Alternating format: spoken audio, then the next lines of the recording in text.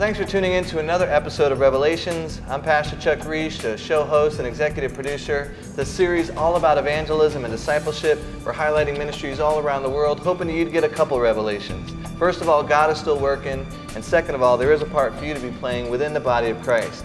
And today, we're in Birmingham, Alabama, visiting Safe Harbor, and with me is the executive director, Sean Hannon. Sean, thank you so much for spending some time with Annette and I and letting our viewers hear a little bit about what God's doing through Safe Harbor. We're glad to have you here. Thank you for coming. You're welcome.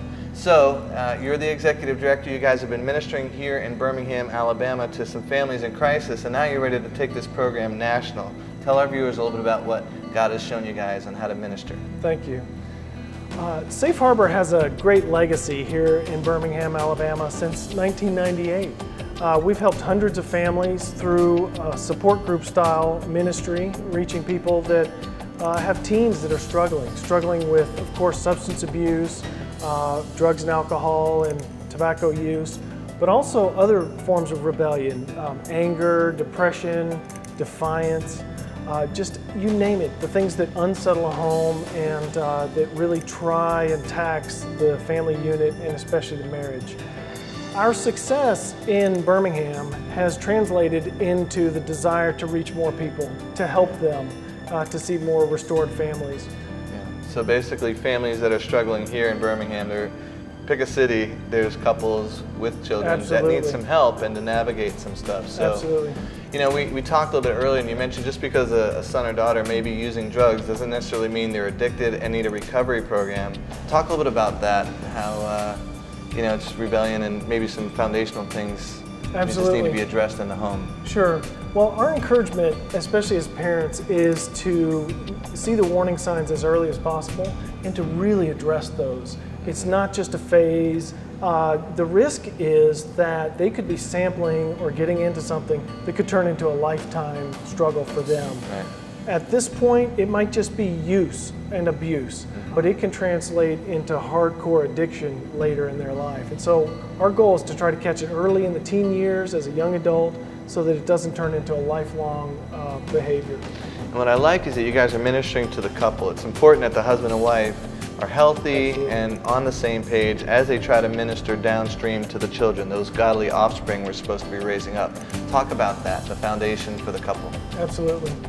Well, of course, as you know, the marriage unit, as it is ordained by God, is the most important foundation to a healthy family.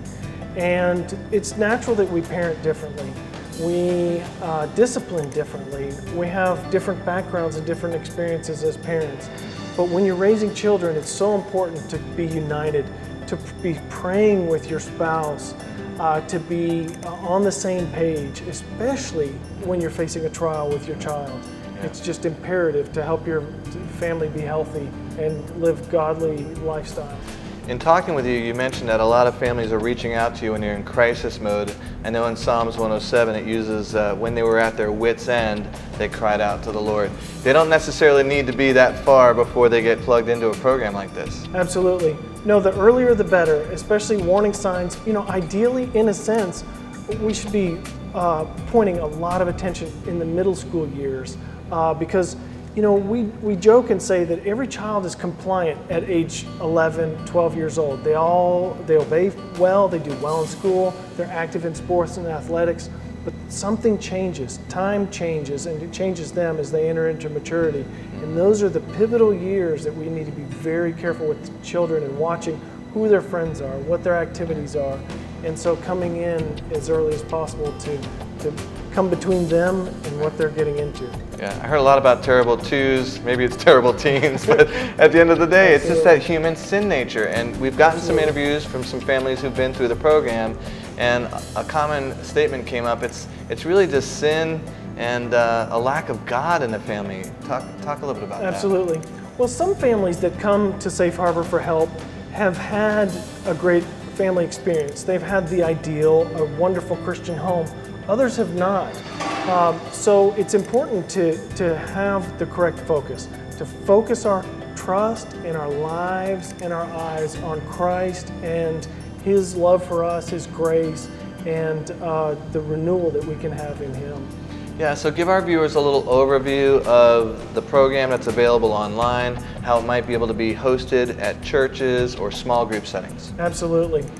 At Safe Harbor, we have created a parenting video series, a 10-session series that is available for parents online anywhere with internet access.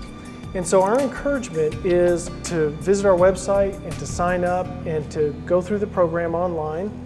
We have 10 sessions, 10 videos that are about 30 minutes apiece, and each of those is presented by a licensed counselor with many, many years of experience, a Christian counselor, focusing on topics that you need as a parent to raise your family in a godly way and in the direction that you want to go in.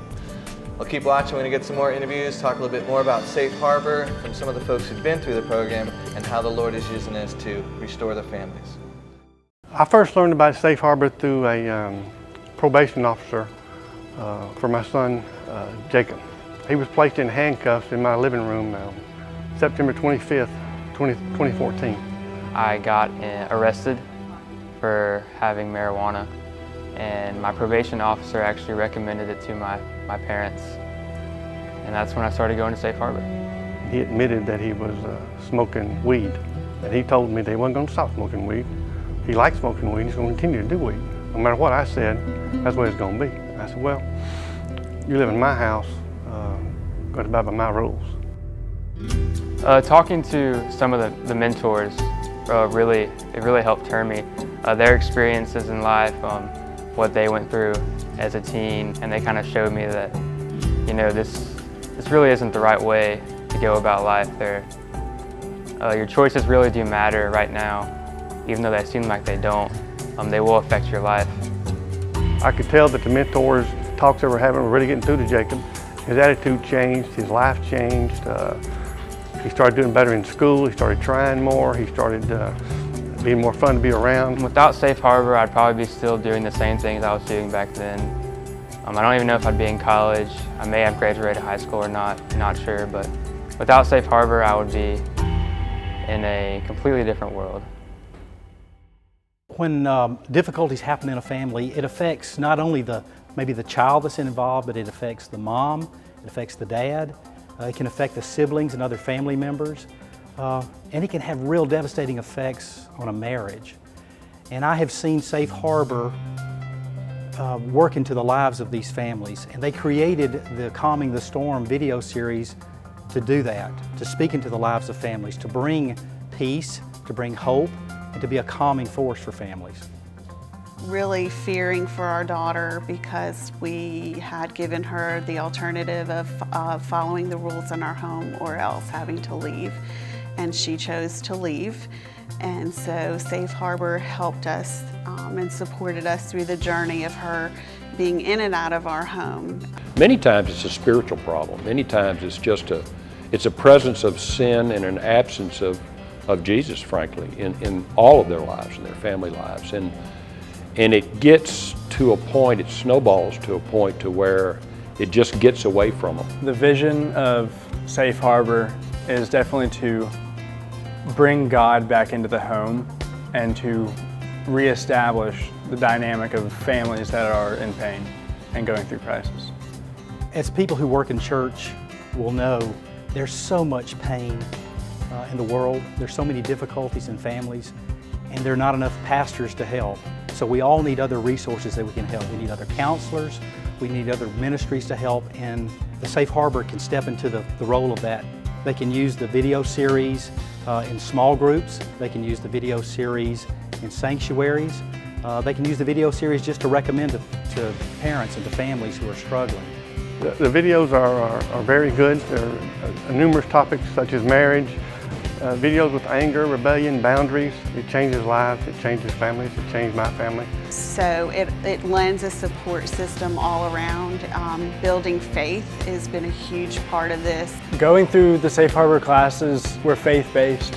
When we talk about faith and talk about God and His role in our lives and in our homes and in the everyday decisions that we make. To talk to families who are in the middle of a crisis with their child and just lend them support and some comfort in knowing that Safe Harbor has the tools to help you in whatever situations you're dealing with your child. I don't know of anybody around the world that couldn't go on the website and avail themselves of the opportunities there and the resources there and get a tremendous amount out of it. You know, I'm living proof that it means a lot, and that your decisions that you make young and the way that your family works together, it affects the rest of your life.